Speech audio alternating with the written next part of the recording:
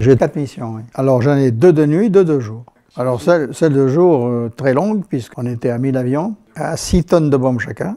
Il faut imaginer l'impact que ça peut donner, hein. C'est incroyable. Quand on quittait le site, c'était un nuage complet de la ville. Vous avez là un dessin de Paul Langelet. Voilà ce qu'on avait. C'est exactement ça. En plein jour, on voyait les avions qui se rapprochaient très souvent, dangereusement.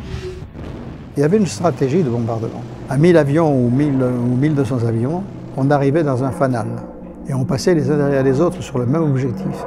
Et à 1200, il faut se compter et avoir un H plus X secondes.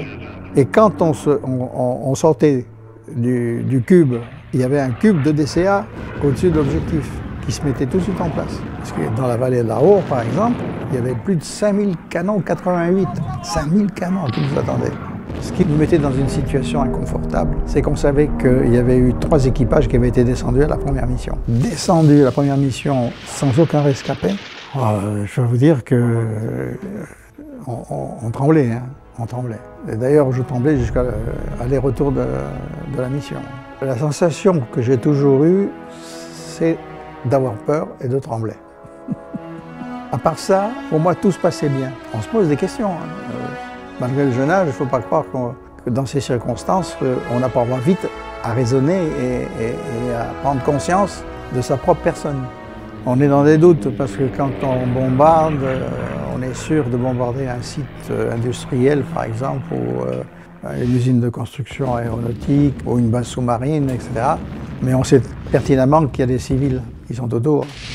On a quelques réflexions au retour de mission en disant, et on espère qu'on a bombardé correctement, que les bombes sont bien tombées au bon endroit. Ça m'a mûri énormément.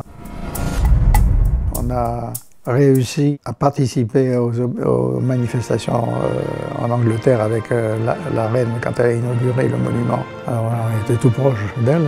Et puis je suis retourné à Londres l'année suivante pour intégrer dans les panneaux de l'association de la Royal Air Force à Londres les deux insignes français.